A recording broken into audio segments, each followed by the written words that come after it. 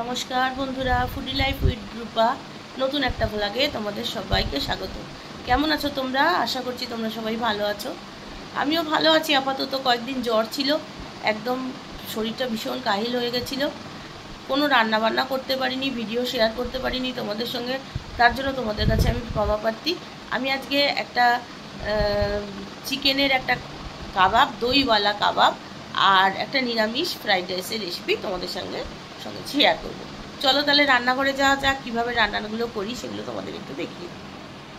জল বসিয়ে দিয়েছি একটা গামলার মধ্যে। এবার আমি তার মধ্যে দিয়ে দিলাম একটুখানি 1 চামচ মতো সাদা তেল, দিলাম 2টো তেজপাতা, দিয়ে দিলাম গোটা গরম মশলা, তার মধ্যে আছে লবঙ্গ, দারচিনি আর ছোট এলাচ। এবার ঢাকা দিয়ে দিলাম, জলটা ফুটতে দেবো। 300 গ্রাম চাল আমি ভালো করে ধুয়ে চালটাকে আমি ভিজিয়ে রেখেছিলাম। এটা ফ্রাইড রাইসের যে লম্বা বাসমতি চাল হয়, সেই বাসমতি চাল। আমার এখানে 300 গ্রাম চাল আছে। জলটা একদম ভালো করে ফুটে গেছে। এবারে আমি যেই চালটা আমি 300 গ্রাম মতো চাল আমি ঝরিয়ে রেখেছিলাম, জল মানে ধুয়ে রেখেছিলাম, সেই চালটা আমি এবার এখানে দিয়ে দেবো। দিয়ে দিলাম, দিয়ে এবার একটুখানি নাড়াচাড়া করে আবার ঢেকে দেবো জলটা, যাতে চালটা ভালো করে সিদ্ধ হয়। তো দেখো আমার ওই ফ্রাইড রাইসের যে রাইসটা মেনলি ওইটাই হয়ে গেছে। আমি গ্যাসটা অফ করে দেবো, দিয়ে আমি এটা ঢাকা দিয়ে এর ফ্যানটা ঝেড়ে একদম ঝরঝরে করে নেবো এটাকে। তারপরে ফ্রাইড রাইসটা বানাবো। গ্যাস জ্বেলে দিয়েছি, একটা ফ্রাইং প্যান বসিয়ে দিয়েছি, বেশ কিছুটা পরিমাণ সাদা তেল দিয়ে দিলাম। তেলটা গরম হওয়া পর্যন্ত অপেক্ষা করব। তেলটা গরম হয়ে গেছে। আমি এখানে কিছুটা পনির কেটে রেখেছিলাম, পনিরটা ভেজে তুলে নেব।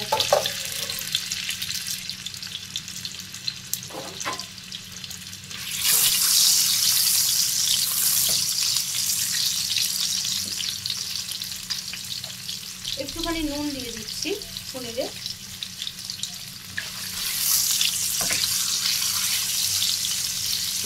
পনিরটা এপিট ওপিট করে ভেজে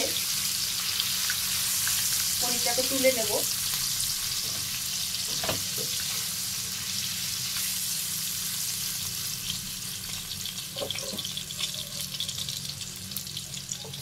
এদিকে দিয়ে দিলাম কিছুটা বিন আর কেটে রাখা, টুকরো টুকরো করে কেটে রাখা কিছুটা গাজর। সবগুলোতেই একটু করে নুন ছড়িয়ে দেবো।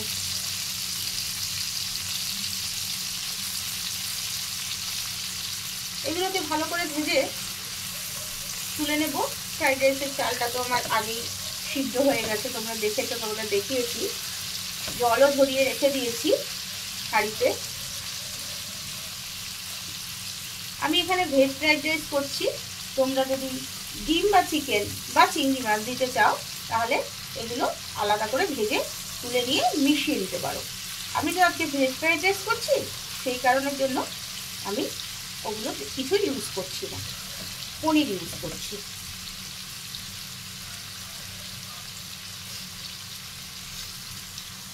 তো প্রথমে পনিরগুলো দিয়েছিলাম, পনিরগুলো আমার হয়ে গেছে। বেশি ভাজার দরকার নেই, বেশি ভাজলে আবার পনির শক্ত হয়ে যায়, সেই জন্য রবারের মতো। সেই জন্য হালকা করে পনিরটা ভেজে তুলে নিচ্ছি। এই যে পনিরটা দেখো ভাজা হয়ে গেছে। এবারে আমি বিনস আর গাজরটা সুন্দর করে ভেজে নেব।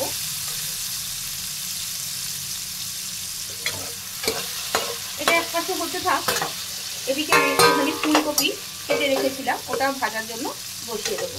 বিনস গাজরটাও কিন্তু আমি একেবারে খুব কড়া করে ভাজবো না, হালকা একটু ভাজবো। ফুলকপিটাও ভেজে নেব।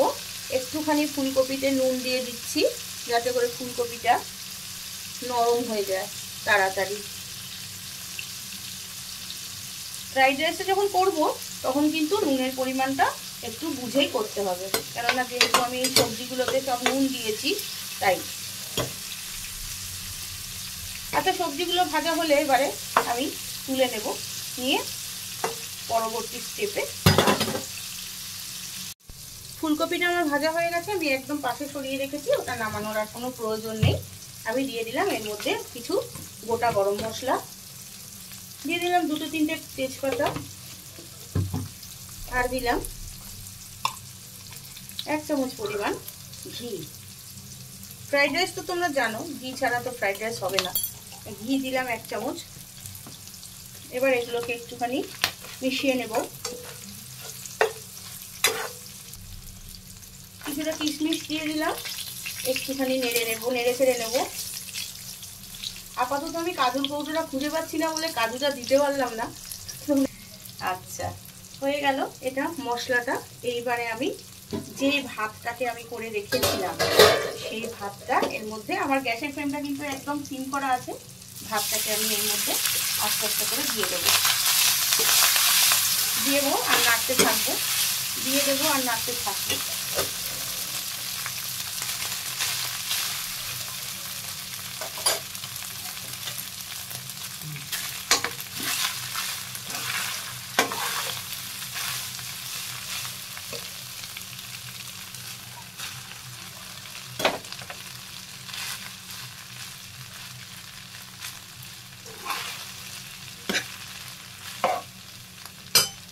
এই জায়গায় আমি কিন্তু পরিমাণ মতো নুন দিয়ে দেব।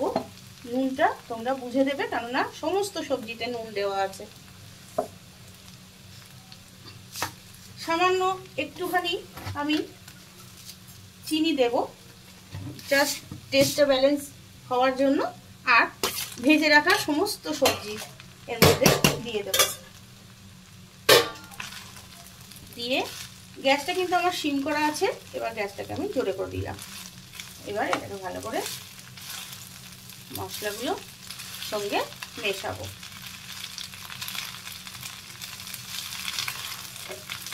2 থেকে 3 মিনিট এইভাবে একটু নাড়াচাড়া করে রান্না করলে আমার ফ্রাইড রাইসটা কিন্তু হয়ে যাবে। ওপর থেকে একটু ঘি ছড়িয়ে আমি ফ্রাইড রাইসটা নামিয়ে নেব। রাইসটা আমার হয়ে গেছে। এবারে আমি ওপর থেকে 1/2 চামচ মতো ঘি ছড়িয়ে দিলাম, দিয়ে এবার আমি গ্যাসের ফ্লেমটাকে অফ করে দিলাম। কাবাবটা বানানোর জন্য প্রথমে আমি যেটা করব সেটা হলো, আমি এখানে 3টে বড় পেঁয়াজ কেটে নিয়েছি। আমার 250 গ্রাম চিকেন কিমা আছে। এই পেঁয়াজটার মধ্যে আমি খানিকটা নুন দিয়ে দিলাম। দেখতেই পাচ্ছ একটা বাটি, তার উপরে একটা কাপড় রয়েছে, তার মধ্যে আমি পেঁয়াজটাকে রেখেছি। এবার এইভাবে নুন দিয়ে আমি জড়িয়ে পেঁয়াজটাকে 5 মিনিট রেখে দেব। 5 মিনিট হয়ে গেছে। পেঁয়াজটা আমি এবার দেখো, পুরো যে রসটা পেঁয়াজের, এটা কিন্তু আমি নিংড়ে নেব। পেঁয়াজের পুরো রসটা দেখো, আমি নুন দিয়ে পেঁয়াজটাকে 5 মিনিট জড়িয়ে রেখেছিলাম। এবার আমি পেঁয়াজের রসটাকে পুরো নিংড়ে নেব। পেঁয়াজটাকে শুকনো করে নেব, একদম ঝরঝরে আর শুকনো করে নিয়েছি। এখানে আমার 250 গ্রাম কিমা আছে। এবার আমি কাবাবের যে এটা বানিয়ে নেব। দেখো, 3টে বড় বড় পেঁয়াজ, যে পেঁয়াজটা শুকনো করে রেখেছিলাম ওটা দিয়ে দিলাম। সামান্য একটু নুন দিলাম, কেননা পেঁয়াজে কিন্তু নুন দেওয়া ছিল অলরেডি। নুন দিলাম একটু ভাজা মশলার গুঁড়ো, তোমরা তোমাদের পরিমাণ মতো দিতে পারো। দিলাম একটু চিলি ফ্লেক্স, দিলাম একটু গোলমরিচ, সবই 1 চামচ মতো করে দিচ্ছি। দইওয়ালা কাবাব, থাম্বনেল দেখে তোমরা বুঝতে পেরেছো, তাই দই তো এখানে লাগবেই। ফ্রেশ টক দই তোমরা দেবে এবং সেটাকে অবশ্যই জল ঝরিয়ে নেবে। এবারে আমি দইটাকে এই মশলার সঙ্গে ভালো করে একটুখানি আগে মিশিয়ে নেব।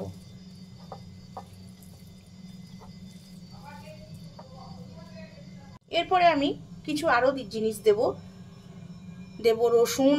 আমি এখানে 14 থেকে 15 কোয়া রসুন নিয়েছিলাম, সেই রসুন একটুখানি দিলাম, পুদিনা পাতা আর একটুখানি দিলাম, হাফ কাপ পুদিনা পাতা আর ধনে পাতা।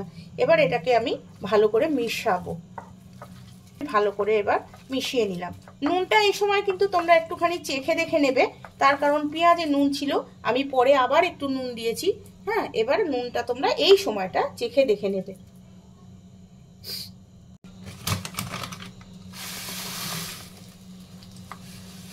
বাইন্ডিং করার জন্য আমি এখানে দিয়ে দিলাম ব্রেড ক্রাম্বস।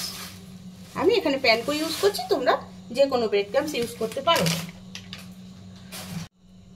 একটা জায়ফলের দেখো এই যে একটুখানি নিয়েছি, আধখানারও আধখানা, একটা জায়ফলের এইটুক একটু এর সঙ্গে এর উপর এই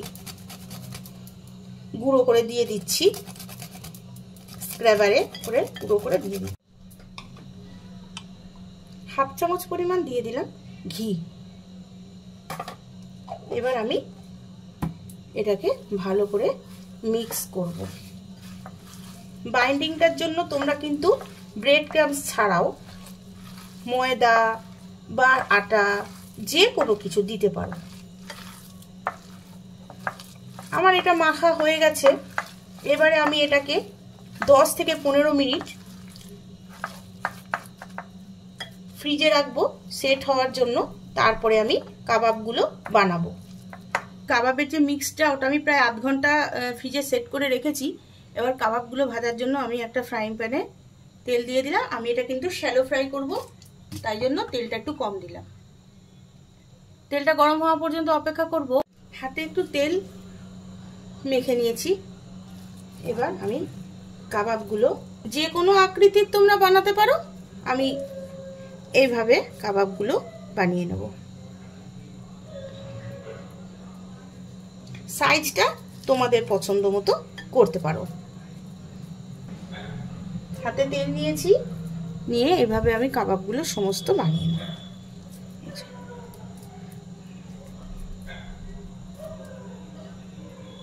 ফ্রিজে সেট হওয়ার জন্য আর ব্রেড ক্রাম্বস দেওয়ার জন্য কাবাবগুলো সুন্দর একদম হবে। সমস্ত কাবাব আমার কিন্তু বানানো হয়ে গেছে। এবারে চলো এগুলো শ্যালো ফ্রাই করে নিই। একটা একটা করে কাবাবগুলো এবার আমি কিন্তু ছেড়ে দেব। তেলটা আমার গরম হয়ে গেছে। লো টু মিডিয়াম ফ্লেমে দিয়ে কাবাবগুলোকে শ্যালো ফ্রাই করে নিতে হবে। আমি 4টে করে করছি। আমার টোটাল এখানে ছোট বড় মিলিয়ে 10খানা কাবাব হয়েছে 250 গ্রাম কিমাতে। এইভাবে না উল্টে পাল্টে গ্যাসটা একবার লো টু মিডিয়াম, একবার সিম, একবার জোরে করে দিয়ে না এইভাবে কাবাবগুলো সমস্ত ভেজে নিতে হবে। সমস্ত কাবাবগুলো এভাবে ভেজে নিতে হবে।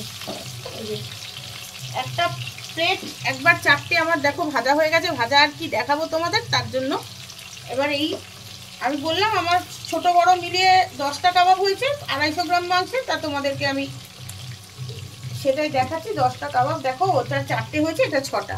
কাবাবগুলো এখন ভেজে আমি তুলে নেব। কাবাবগুলো ভাজা হচ্ছে। আমি একটা মিক্সার গ্রাইন্ডার জার নিয়ে নিয়েছি, তার মধ্যে দিয়ে দিয়েছি একটা টমেটো, দিয়ে দিলাম একটুখানি ধনে পাতা, দিলাম এক টুকরা আদা, একটুখানি দিলাম চারমগজ। আমি এই কাবাবটা একটা গ্রেভি বানাবো, সেই জন্য এগুলো মিক্সার গ্রাইন্ডার জারে এটা একটুখানি জল দিয়ে দিলাম। মিক্সার গ্রাইন্ডার জারে এটাকে একটা স্মুথ পেস্ট করব। সব কাবাবগুলো ভাজা হয়ে গেছে। আমি এবার কাবাবগুলোকে আস্তে আস্তে তুলে নেব।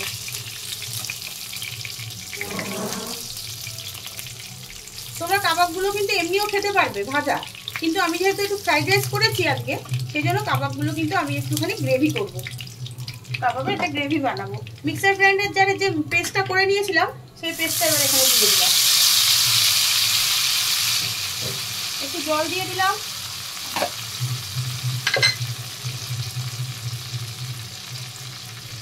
নুন,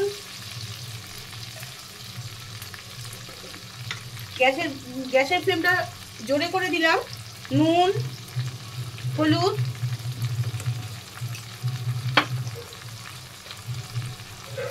কাশ্মীরি লঙ্কা দেব একটুখানি, কাশ্মীরি লঙ্কা 1 চামচ দিয়ে এটাকে ভালো করে মেশাবো। গ্রেভিতে আর কিছু বিশেষ দেওয়ার প্রয়োজন পড়বে না, যেহেতু মানে কাবাবগুলোর মধ্যে প্রচুর পরিমাণে জিনিস রয়েছে, ওই জন্য আমি এটার মধ্যে কিন্তু কোনো পেঁয়াজ ইউজ করিনি। তোমরা ইচ্ছা করলে অনেক কিছু ইউজ করতে পারো, তোমাদের মতন গ্রেভি তোমরা বানিয়ে নিতে পারো, কিন্তু আমি যেহেতু কাবাবটা অন্যভাবে করেছি সেই কারণের জন্য আমি গ্রেভিটা এভাবে করলাম। একটুখানি দিয়ে দেবো টেস্টের জন্য, সামান্য একটু টেস্ট ব্যালেন্সের জন্য একটুখানি চিনি। হয়ে গেল, এটা ভালো করে একটু কষে নেব। এবার গ্রেভিটা একদম সুন্দর করে তেল ছেড়ে গেছে, এবার এর মধ্যে কাবাবগুলো দিয়ে দেবো। একটু উল্টে পাল্টে নেড়ে নেব। যেহেতু ফ্রাইড রাইস দিয়ে খাচ্ছি সেই কারণের জন্য কাবাবগুলো একটু গ্রেভি বানালাম, নাহলে গ্রেভি বানানোর কোনো প্রয়োজন ছিল না, এমনি কাবাব খাওয়া যেত। একটু হালকা জল দিয়ে দিলাম।